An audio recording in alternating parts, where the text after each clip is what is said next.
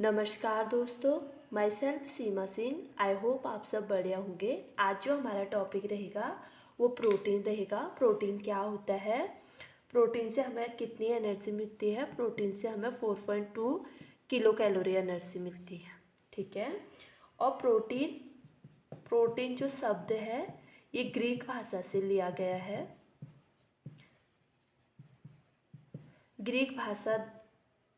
Greek भाषा का शब्द है प्रोटीन, जो प्रोटियोस से लिया गया है। प्रोटियोस से बना है। प्रोटियोस शब्द का अर्थ ही क्या होता है, प्रथम स्थान रखने वाला। प्रथम स्थान रखने वाला। तो जो प्रोटीन है वो हमारे फूड में प्रथम स्थान रखने वाला है। ये काफ़ी महत्वपूर्ण है हमारे लिए। प्रोटीन की जो खोज है, प्रोटीन की खोज किसने की ये देखेंगे। प्रोटीन की खोज 1838 में डच के रहने वाले थे, डच निवासी बर्जिलियस ने की थी। बर्जिलियस ने प्रोटीन की खोज की थी। और प्रोटीन नाम किसने दिया प्रोटीन को जो नाम दिया वो मोल्डन ने दिया, ठीक है।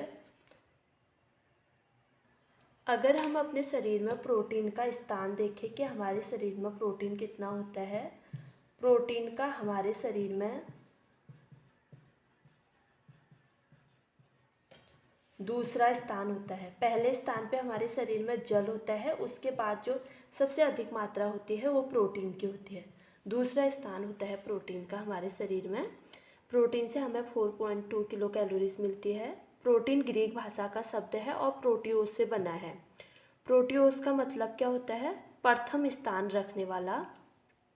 और प्रोटीन की खोज 1838 में डच निवासी बर्जिलियस ने की। और जो प्रोटीन को नाम दिया प्रोटीन, वो मोल्डन ने दिया। प्रोटीन का हमारे शरीर में जो स्थान होता है, प्रोटीन का हमारे शरीर में जो स्थान होता है वो दूसरा है। पहले स्थान पे हमारे बॉडी में जो सबसे अधिक होता है वो जल होता है, उसके बाद दूसरा स्थान जो होता है वो प्रोटीन का होता है। जो हमारे शरीर में प्रोटीन की मात्रा रहती है, प्रोटीन की मात्रा हमारे शरीर में अधिक मात्रा जो रहेगी वो मांसपेशियों में रहेगी।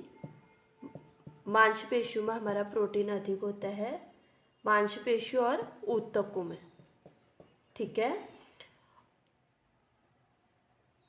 और जो अन्य मात्रा होगी, शेष भाग इसका हमारे रक्त में, अस्थियों में, हड्डियों में प्रोटीन होता है। अस्थियां और दांतों में प्रोटीन, दांत, त्वचा, बाल, नाखून में होती है अन्य मात्रा, ठीक है।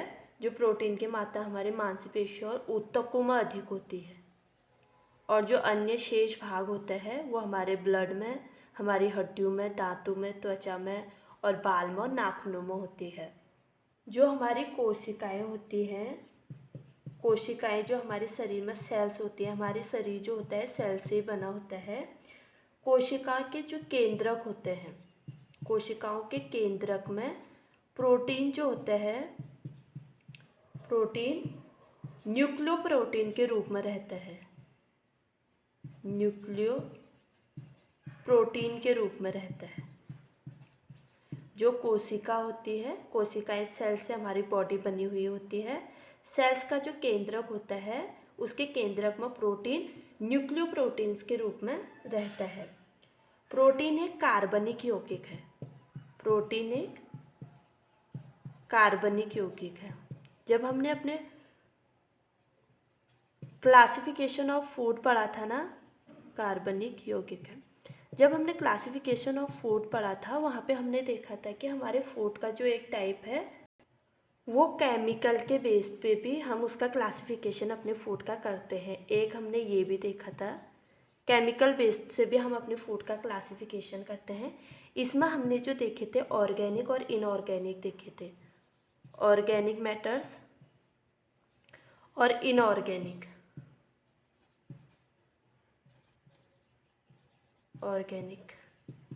ऑर्गेनिक और इनऑर्गेनिक हमने इसमें जो क्लासिफिकेशन देखा था फूड में, ऑर्गेनिक में हमने देखा था प्रोटीन को देखा था, वसा देखा था और कार्बोज देखा था और विटामिन्स देखा था।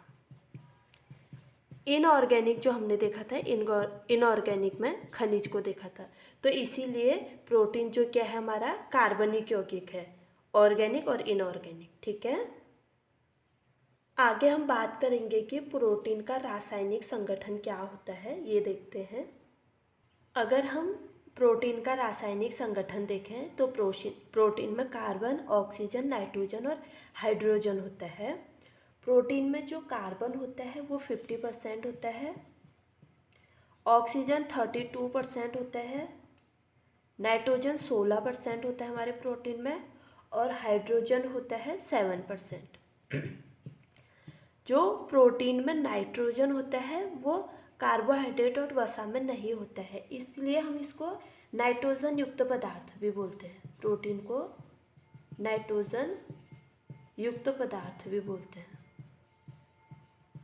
इसीलिए इसको प्रोटीन, वसा और कार्बोहाइड्रेट से अलग इसीलिए माना जाता है क्योंकि इसमें जो नाइट्रोजन उपस्थित होता है। इसीलिए प्रोटीन में कुछ अन्य अमीनो एसिड भी पाए जाते हैं, कुछ अन्य अमीनो एसिड पाए जाते हैं। अमीनो एसिड वो क्या है वो देखते हैं। सल्फर और फास्फोरस भी प्रोटीन में पाया जाता है, सल्फर और फास्फोरस प्रोटीन में। अन्य में जो पाया जाता है प्रोटीन में वो सल्फर और फास्फोरस होता है। सल्फर 3% होता है और फास्फोरस भी 3% पाया जाता है। ठीक है, देखेंगे कि अमीनो अम्ल क्या होता है। अमीनो अम्ल क्या होता है, जब प्रोटीन का जल अपघटन होता है, यानी कि जब प्रोटीन टूटता है वो अपनी सबसे सरलतम रूप में, सरलतम इकाई में अमीनो अम्ल में बदल जाता है। जैसे हमने कार्बोहाइड्रेट में देखा था कि कार्बोहाइड्रेट ग्लूकोज में अपने सरलतम रूप में बदल जा रहा था, वैसे ही जो प्रोटीन है वो अपने सरलतम रूप अमीनो अम्ल में बदलेगा, अमीनो अम्ल में टूट जाता है। ठीक है, और जो अमीनो अम्ल होते हैं, अमीनो अम्ल, इनमें दो समूह होते हैं। अमीनो अम्ल में दो समूह होते हैं। फर्स्ट समूह होता है अमीनो समूह और सेकंड होता है कार्बोक्सिल समूह, कार्बोक्सिल समूह। जो अमीनो समूह होता है ये क्षारीय होता है और जो कार्बोक्सिल समूह होता है ये अम्लीय होता है, ये एसिडिक होता है। ठीक है, तो हमने प्रोटीन का रासायनिक संगठन देखा। प्रोटीन में कार्बन 50% होता है, ऑक्सीजन 32% होता है, नाइट्रोजन 16% होता है और हाइड्रोजन 7% होता है। प्रोटीन एक मात्र ऐसा पदार्थ है जिसमें नाइट्रोजन पाया जाता है, इसलिए इसे नाइट्रोजन युक्त पदार्थ भी बोलते हैं। इसमें कुछ अन्य अमीनो एसिड होते हैं जैसे सल्फर और फास्फोरस, इनकी मात्रा 3% होती है। अमीनो अम्ल क्या होता है, अमीनो अम्ल का जब जल अपघटन होता है तो ये अपनी सबसे सरलतम इकाई अमीनो अम्ल में टूट जाता है। और अमीनो अम्ल में दो समूह होते हैं, अमीनो समूह और कार्बोक्सिल समूह। अमीनो समूह जो होता है वो क्षारीय होता है और कार्बोक्सिल समूह जो होता है वो अम्लीय होता है। जो अमीनो अम्ल होते हैं ये पेप्टाइड बंध के द्वारा जुड़े रहते हैं। अमीनो अम्ल पेप्टाइड बॉन्ड के द्वारा आपस में जुड़े रहते हैं। और ये किसने बताया कि ये पेप्टाइड बॉन्ड के द्वारा जुड़े रहते हैं? 1920 में एमिल फिशर और मिशर ने बताया, मिशर ने बताया कि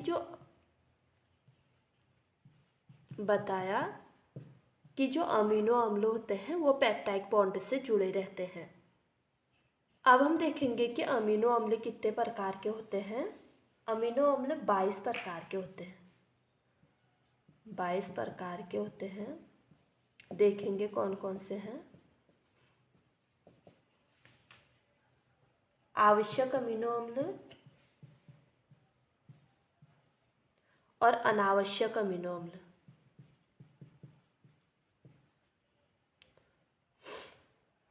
आवश्यक जो होते हैं वो 10 होते हैं और अनावश्यक भी 10 होते हैं। आवश्यक क्या होते हैं? ये जो आवश्यक अमीनो अम्ल कहलाते हैं ये भोजन से लेने होते हैं। आवश्यक हमें भोजन से लेने होते हैं, ठीक है। हम अपने भोजन में आवश्यक अमीनो अम्ल लेंगे तभी ये हमको मिलेंगे। और जो अनावश्यक होते हैं ये हमारे शरीर में स्वयं बनते हैं। नाइट्रोजन की उपस्थिति में ये हमारे शरीर में स्वयं बनते हैं अनावश्यक। और जो आवश्यक है ये हमें भोजन से लेने पड़ते हैं। इनका जो आवश्यक होते हैं इनका जो कार्य होता है हमारे शरीर का निर्माण करते हैं। ये शरीर का निर्माण में सहायक होते हैं और ये शरीर निर्माण में सहायक नहीं होते हैं, नहीं होते हैं। जो आवश्यक 10 अमीनो अम्ल है वो क्या है उनको देखते हैं। फर्स्ट जो है वो है हिस्टिडीन, सेकेंड है ल्यूमीन, थर्ड है आइसोल्यूसिन,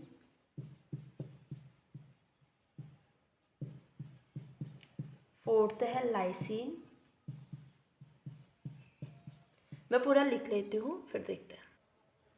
हमने देखा कि जो अमीनो अम्ल होते हैं वो 22 प्रकार के होते हैं और इसमें 10 ऐसे होते हैं जो आवश्यक होते हैं और 10 ऐसे हैं जो अनावश्यक है। जो 10 आवश्यक हैं वो हमें भोजन से लेने ज़रूरी होते हैं। इनका निर्माण शरीर निर्माण में ये सहायक होते हैं, भोजन से लेने आवश्यक होते हैं। जो अनावश्यक होते हैं ये स्वयं बनते हैं नाइट्रोजन की उपस्थिति में हमारी बॉडी में, ठीक है। जो आवश्यक होते हैं ये 10 क्या हैं? हिस्टिडीन है, ल्यूमीन है, आइसोल्यूसिन है, लाइसिन है, आर्जिनिन है, मिथ्योनिन है, थियोनिन है, फिनाइलएलानिन है, वैलिन है और टिटोफेन है। जो अनावश्यक है, अनावश्यक स्वयं बनते हैं हमारी बॉडी में नाइट्रोजन की उपस्थिति में। नाइट्रोजन हम प्रोटीन से लेते हैं, इनके लिए हमें भोजन लेने की ज़रूरत नहीं है, ये स्वयं बन जाएंगे। ये हमारे बॉडी के निर्माण में सहायक नहीं होते हैं। इसमें जो 10 हैं वो है एनालिन है, एस्पार्टिक एसिड है, सिस्टीन है, ग्लूटामिक एसिड है, ग्लाइसिन है, सेरिसिन है, टायरोसिन है, पोलिन है, ग्लूटामिन है और एस्प्रागिन है, ठीक है। ये तो हमने देख लिया कि अमीनो अम्ल का जो प्रकार है वो कितने हैं, ये हमने देख लिया। अब हम देखेंगे कि प्रोटीन का हमारे शरीर में क्या कार्य है, ये देखते हैं। अब देखेंगे कि प्रोटीन का कार्य क्या है हमारी बॉडी में। जो प्रोटीन होता है हमारी कोशिकाओं के निर्माण का काम करता है। जब हमारी फर्स्ट वीडियो थी उसमें हमने देखा था कि सेल्स के निर्माण में प्रोटीन सहायक होता है, ठीक है। तो ये कोशिका के निर्माण का काम करता है, एंजाइम्स का निर्माण करता है प्रोटीन, हार्मोन्स का निर्माण करता है। जो हीमोग्लोबिन होता है हमारे बॉडी में, ब्लड में, उसमें जो हीम होता है वो आयरन होता है, लेकिन जो ग्लोबिन होता है ये भी प्रोटीन होता है। तो हमारे जो रक्त में होता है वो प्रोटीन ग्लोबिन के रूप में रहता है। रक्त के निर्माण में ये सहायक होता है। एंटीजन या जिसे हम एंटीबॉडीज़ बोलते हैं उसका निर्माण करता है। कार्बोज की अनुपस्थिति में ऊर्जा प्रदान करता है। हमने देखा था ना कि जब हमारे शरीर में कार्बोज नहीं होता है तो उस टाइम पे प्रोटीन एनर्जी देने का काम करने लग जाता है। तो ये कार्बोज की जब अनुपस्थिति होगी, जब हम अपने फूड में कार्बोज नहीं ले रहे होंगे, उस वक्त जो प्रोटीन होगी वो ऊर्जा देने का काम करेगा। तो ये कार्बोज की अनुपस्थिति में ऊर्जा देने का काम करता है। पोषक तत्वों के संवहन में ये सहायक होता है। शरीर के पीएच मान में संतुलन करने का काम करता है। जो हमारे शरीर का पीएच होता है उसको संतुलित करने का काम प्रोटीन करता है। अब हम कुछ चीज़ें हम और जान लेते हैं। जो कुछ अर्ध आवश्यक प्रोटीन होते हैं, अर्ध आवश्यक, जैसे हमने आवश्यक अमीनो अम्ल और अनावश्यक अमीनो अम्ल देखे ना, वैसे कुछ अर्ध आवश्यक अमीनो अम्ल होते हैं, अमीनो अम्ल। जैसे हमने आवश्यक में पहले हिस्टीन को देखा था ना, हिस्टीन क्या होता है, इसको हिस्टीन को हम अर्ध आवश्यक भी बोलते हैं।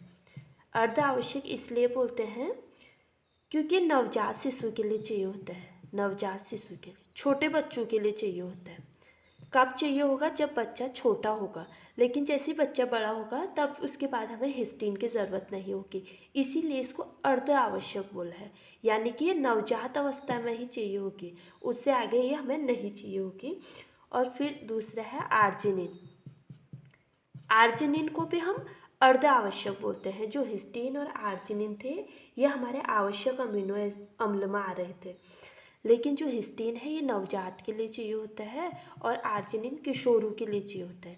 ये किशोर अवस्था में ही चाहिए होगा, उससे आगे प्रौढ़ अवस्था या उसमें इसकी आवश्यकता नहीं होती है। एक टाइम पीरियड में ये चाहिए होते हैं, इसलिए हम इनको अर्ध आवश्यक बोलते हैं। ठीक है, अगर आपको मेरी वीडियो पसंद आए तो please like, share, comment and subscribe करना ना भूलें। मिलते हैं अपने अगले वीडियो में, तब तक के लिए बाय।